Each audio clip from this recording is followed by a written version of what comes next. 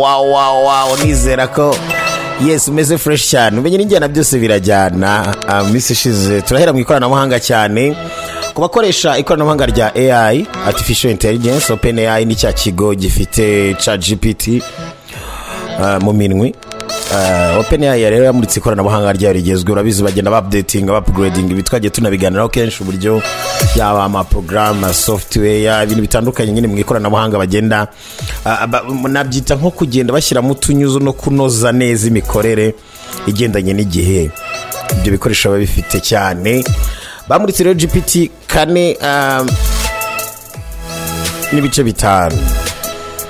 Ubu rikaba riri kugeragezwa, bararimuritse bavuga bati rwose vuba hangaha turarishyira hanze. Wakwibaza ko twe dusanzwe tuzi ChatGPT bisanzwe, cyane cyane ku bantu bakoresha ChatGPT Pro niba bandi bayishyura nyine baba batangiye no kubona igerageza ry'ingiyi GPT 4 n'ibice bitanu. Nubwo OpenAI yavuze ko iyi GPT 4 n'ibice bitanu ariyo igezweho, ntibivuze ko ari ifite ubushobozi bwisumbuye kurusha izindi zisanzwe nka O1 O3 mini. O1 izwiho ubushobozi bwo gusubiza ibibazo no gukora isesengura ryimbitse, ikaba ari nayo yakoreshejwe mu gutoza GPT 4 n'ibice bitanu iyo ngiyo nshyashya. Naho O3 mini yo ifasha abantu kujya imuzi ikibazo runaka, igakoresha ubwenge bwinshi mu gusubiza ibibazo biba bikakaye. GPT rero 4 n'ibice bitanu yongera ubushobozi bwo gutunganya inyandiko, ubumenyi rusange bwisumbuye n'ibindi. Yubatse mu buryo yoroshya imikoreshereze yayo ku muntu ku kigero yumva abari kuganira na mugenzi. Urumva nawe kugira ku rwego wumva ko ibintu uri kubaza mugenzi wawe wizeye neza ko afite ubumenyi buhagije kuri ibyo bintu.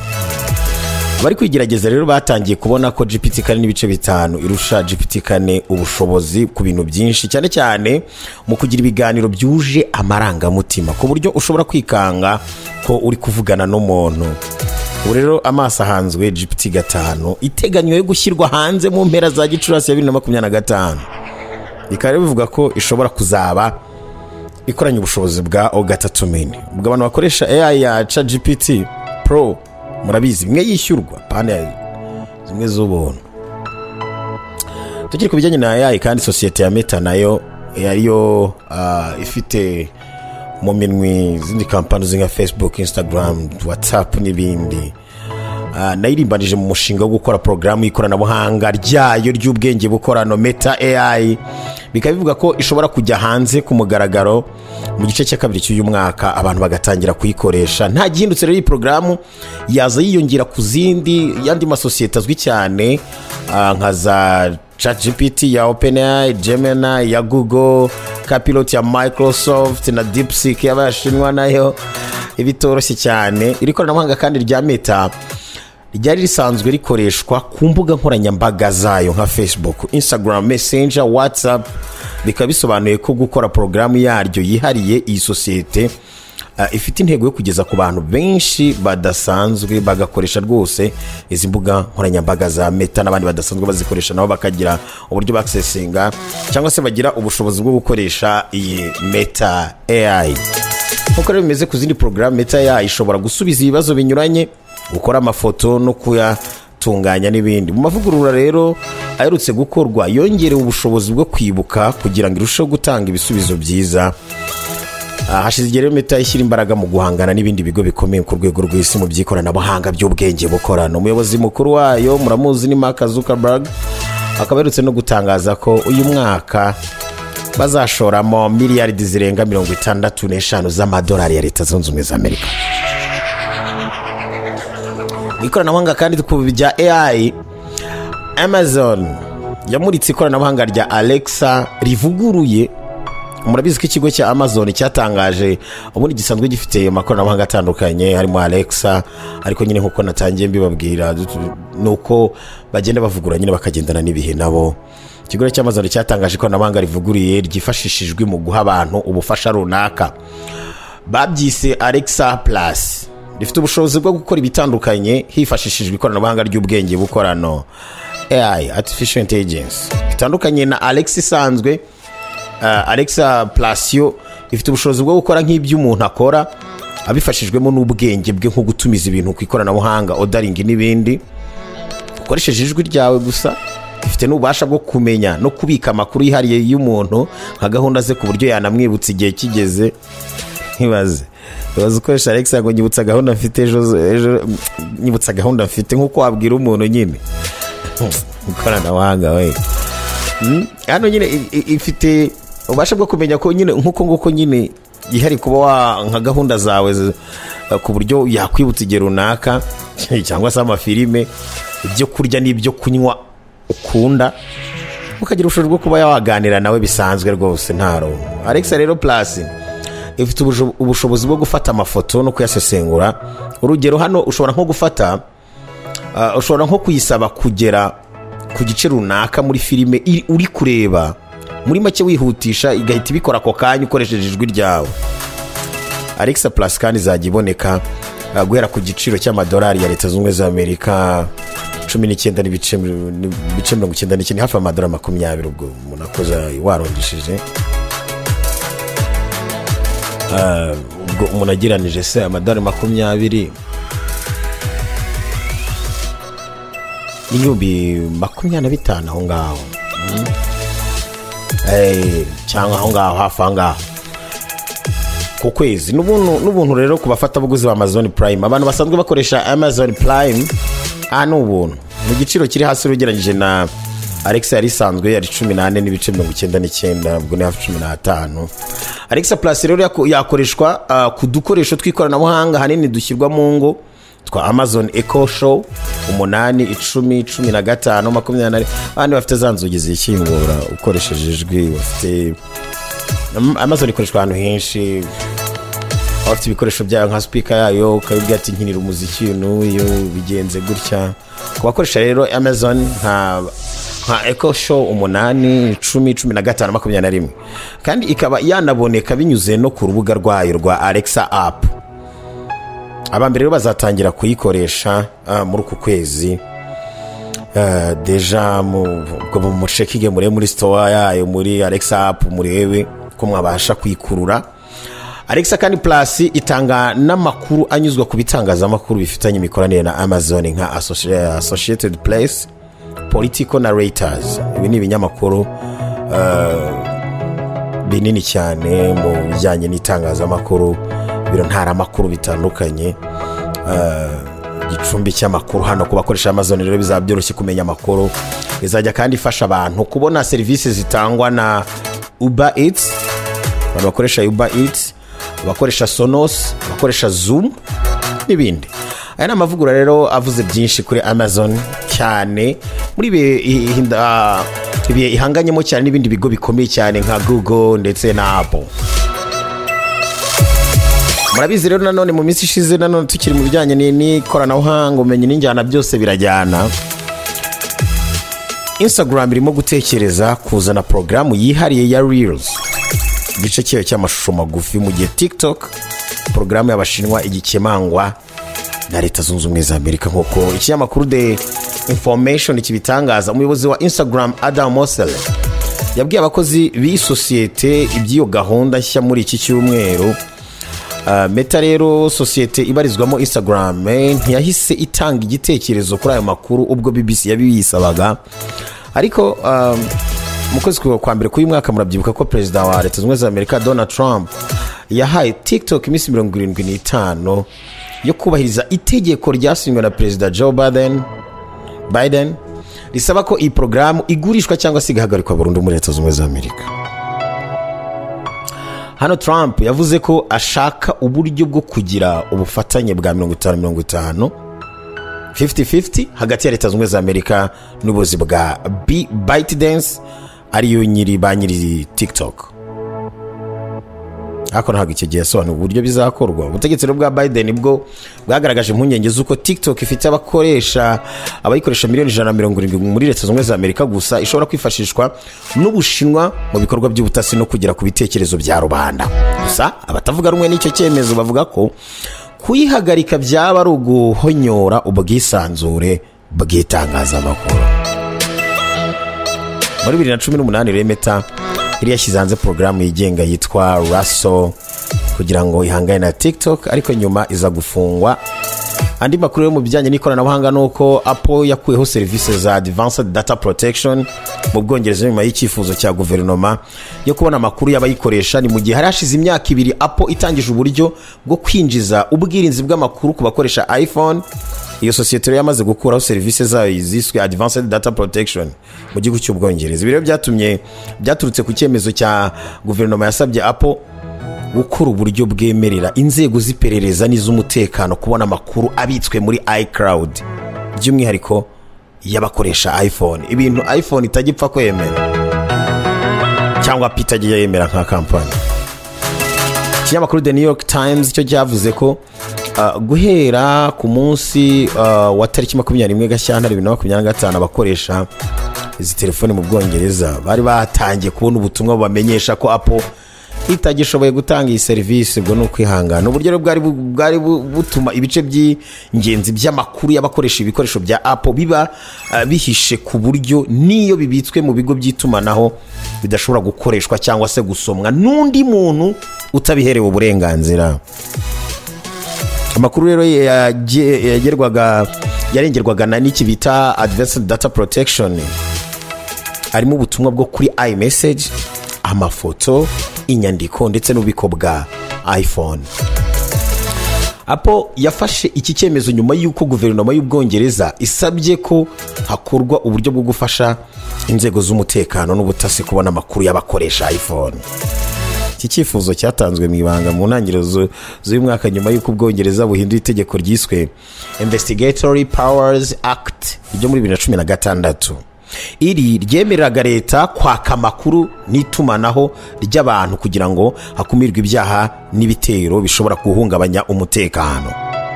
Ngira umwaka ushize niba mubyibuka Apple yanagaragaje impungenge kuri aya mavugurura mu nyandiko yagejeje ku nteko ishinga amategeko y'Ubwongereza, aho yavuze ko bishobora guha leta ububasha bwo kwinjira mu mabanga y'abantu binyuze mu mategeko atazwi n'abaturage ndetse no gukura inzira y'inyuma, ibyo bita backdoor mu bikoresho by'isosiyete. Apple rero yahisemo gukuraho uburyo bwa Advanced Data Protection kugira ngo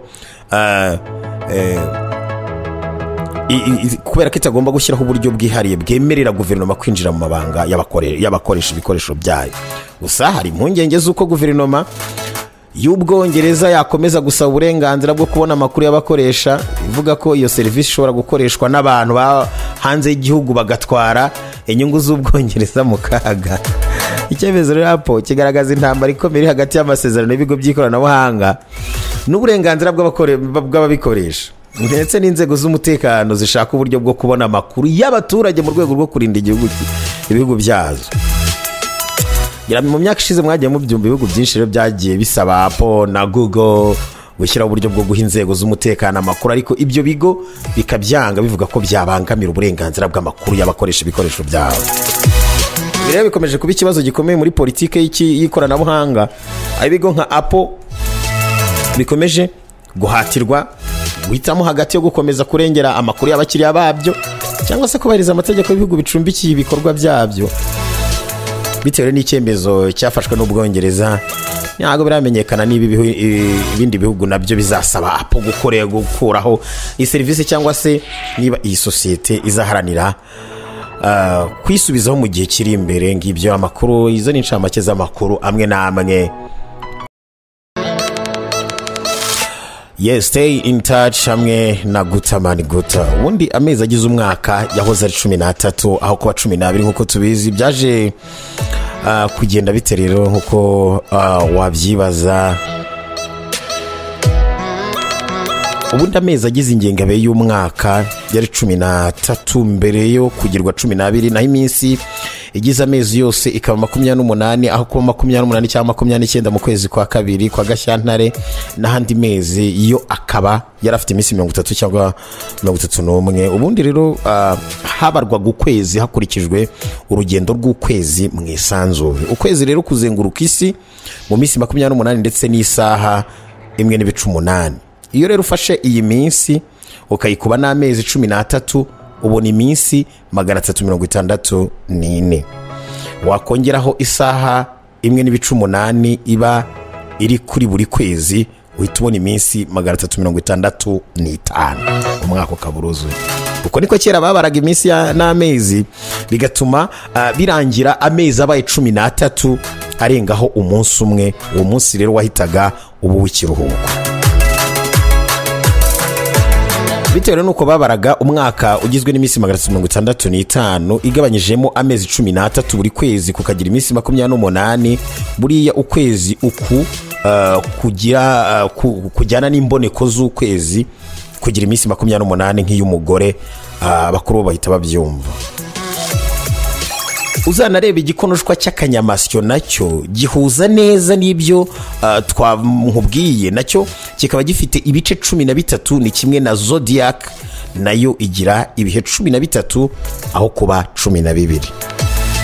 amazina y'amezi nayo yagiye ahinduka. ibi rero bikwereka ko atari ko byahoze nk'uko tubibona mu ngero ngiye kukubwira. September ubundi ni 7, kwakabaye seti nyine muranabizi abazi igifaransa. ubundi ni 7, kwakabaye ukwezi kwa 7 aho kuba kwa 9 tuzi kuri ubu ngubu dukoresha.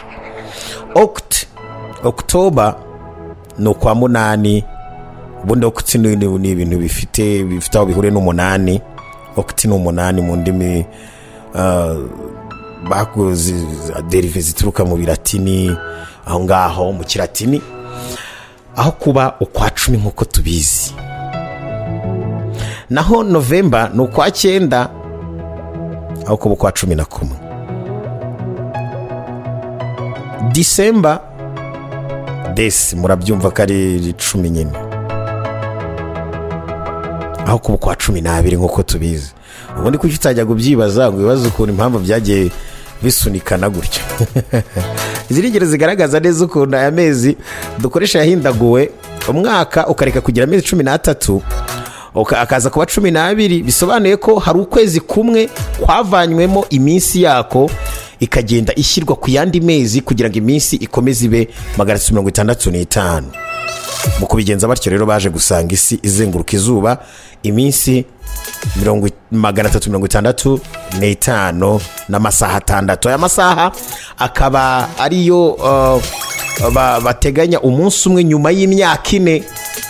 ubwo cyagiye nyine nyuma y'imyaka 4 umunsi rero ushyirwa ku kwezi kwa 2 kuko gusanzwe kugira iminsi 28. buri gihe rero nyuma y'imyaka 4 hongerwaho ya masaha 28 agize umunsi. nyine nukuvuga yandi agenda asaguka kuri ku minsi 365 n'amasaha 6 gutyo. nyuma y'imyaka 4 bigakora undi munsi bikaba 366. niho rero bafata wa munsi bakawongera kuri Gashyantare y'uwo mwaka, aho kugira ngo ebe 28 nkuko muri uyu mwaka twagize Gashyantare iminsi 28 ikaba ahubwo 29. handi abantu bajya batera urwenya bavuga ngo umuntu wavutse ku itariki 29 z'ukwa 2 agira anniversaire. niyo twahita anniversaire. wenda anniversaire ni ikintu gihora buri mwaka nyuma y'imyaka 4. tugendere kuri aya mazina twagiye tubona umwaka ntutangirana n'impera z'ukwa 12, ahubwo ngo waba utangirana n'ukwa 4. First April yitiriwe umunsi wo kubeshya cyangwa se ubundi babyita umunsi w'umwaka mushya. Premier Avril byaje guhinduka bite rero no ngo twisange bimeze bitya nk'uko tugira iminsi 28 nyine nk'uko iminsi yose y'amezi 28 amezi 13. ibi byaje guhinduka ryari? gukoresha amezi 13 byahindutse kubera ko ababihinduye bavugaga ko ari ingengabihe ikurikizwa n'abapagani bo mu bihe bya kera, aba pantheons. ingengabihe kandi ikaba yarakoreshwaga cyane n'abari batuye Amerika ba kera, bari batuye mu bice bya Inca, civilisation Maya, civilisation Aztec, abatoliteke, abazapoteke. abagiriki n'abahinde ba kera nabo bakaba barakoreshaga indangaminsi y'amezi 13. kalendari yitiriwe Geregwari rero yo mu cya 582 akaba ariyo yasimbuye yari isanzwe, ikaba yaratangiye gukoreshwa mu mwaka wa 1582 bitegetswe na Papa Geregwari wa 13. Nubwo Gregorian yatangiye gukoreshwa muri uwo mwaka, ariko byageze mu mwaka w'1928 hari abagikoresha za ndangamisi za kera z'amezi 13. Urumva icyo gihe byahindagurikiye.